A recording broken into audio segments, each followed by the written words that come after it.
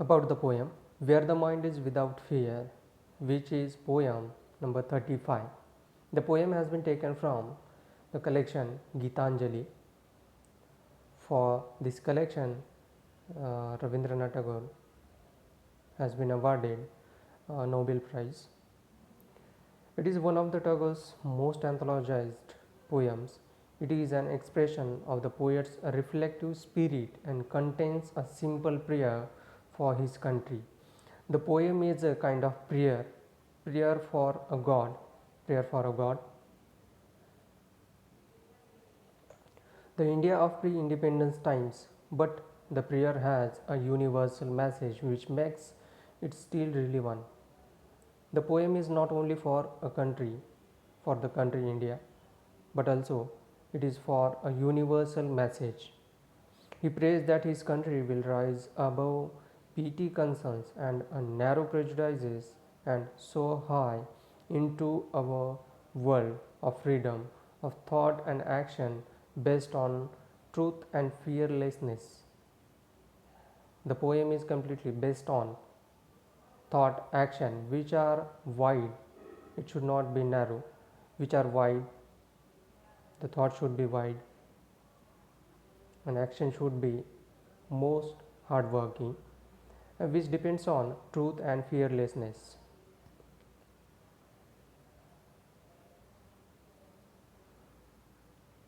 Here is the text, the original text of the poem. The poem is consists of 11 lines.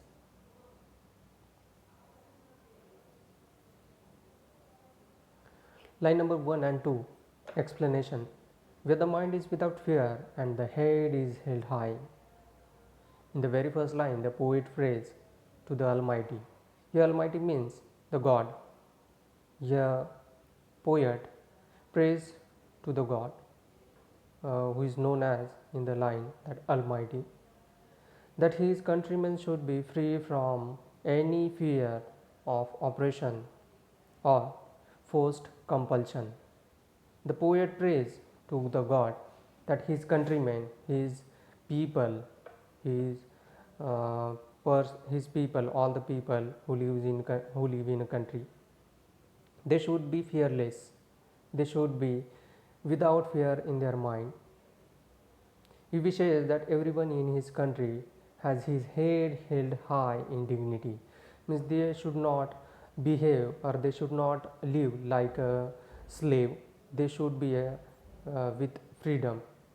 In other words, according to him, a truly free country, every person should be fearless and should have a sense of self dignity. Means they should feel pride in their sense, they should feel self dignity. Where knowledge is free. Knowledge, here knowledge means wise wisdom, education, and wide minded knowledge. In the second line of Where the Mind is Without Fear, the poet dreams of a nation where knowledge would be free. Means in before British come, there was so many partitions by caste, by living level. The poet dreams of a nation where knowledge would be free. Education should not be restricted to the upper class only, but everybody should be allowed to acquire knowledge. In previous time, there was some limitation. There were some limitations. The education is only for upper class people, only for male. It is not allowed for women. Not only that, the children should learn freely from the nature and the world around them. They should not be forced to memorize some predetermined lesson. Means there should not be any phobias in their minds. They should be free. Knowledge is free for all. Education is free for all. Wisdom.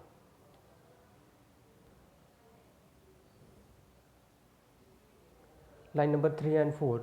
Where the world has not been broken up into fragments by narrow domestic walls. In the next two lines, the poet emphasizes the unity of not only of this countrymen but also the entire world. In the first line we can see that poet has mentioned that world not only for his country. He depicted the world. The world should be united, the unity of world. It should not be divided into some fragments, some pieces by narrow domestic walls. He thinks there should be no division among people based on their caste, creed, color, religion, or other baseless superstitions. Means here poet is depicted that there should not be narrow mind. They must be educated, they must be knowledgeable person, they must be wise person, and they should not be based on superstitions which are uh, backward thinking. In other words, prejudices and superstitions should not divide the people in groups and break the unity. Means the world must be united, there must be unity in their power, in their knowledge. Line number 5 and 6, where words come out from the depth of truth. Line number 5, where the mind is without fear. Tagore wants a nation where people are truthful, the knowledge, the wisdom, it must be based on truthful. There should not be a fake, there should not be a fraud, there should not be a backward thinking. They should not be as superficial, and words should come out from the depth of their hearts. The humanity must be there. Means heart here the symbol of humanity. They should not be they should not behave like animals. They should be human, and they should show the humanity for all with the wisdom, the education. Where tireless striving stretches its arms towards perfection. In the sixth line of the poem, the poet wants everyone work hard. They should not be lazy. They should not. They must work on their knowledge. They must work on their wisdom to reach their goal, and in the long run to reach perfection. Their work must be hard, and they should reach in the perfection. The work should be effective. He thinks they should not be tired by working. People should not be lazy and ignoring their work. So poet here prays to the God that the people, the countrymen should not be lazy, ignoring their work. Means they should be aware, they should be known about their freedom, their responsibilities. Line number 7 and 8, where the clear stream of reason has not lost its way into the dreary deserts and of dead habits. Here in the line number 7, the poet compares reason or logical thinking to a clear stream. Here clear stream means a symbol of a river.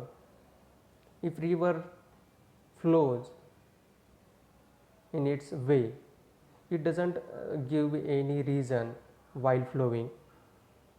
And the next line compares dead habits means backward thinking, superstitious thinking, which always make us backward, or beliefs to a dreary desert. Dreary means which is laziness, a symbol of laziness, dull, where the desert, where is no greenery, it is a completely not a cultivated land. He wants the stream of reason not to lose its way into the desert of prejudices. Here the symbol of desert is a prejudices. The people should not think with a narrow minded. In short, people's thought should be monitored by rational thinking. They should think about a developing country with innovation, freedom, responsibilities. They should not be a backward thinker, not by superstition. Here the main point, the main question is given. The superstition means it is a completely baseless thinking. Logic should rule over old baseless beliefs. There should be a logic. Logic must the super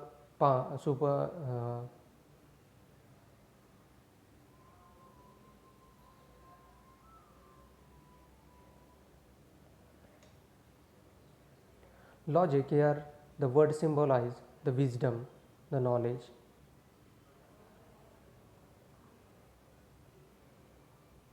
Line number 9 and 11. Where the mind is led forwarded by thee into ever widening thought and action. A poet prays to the God. Where the mind is led forwarded by you means all the countrymen, all the brother or the Indians, their mind should be led forwarded by you means the means you, that is a God, into ever widening thought and action.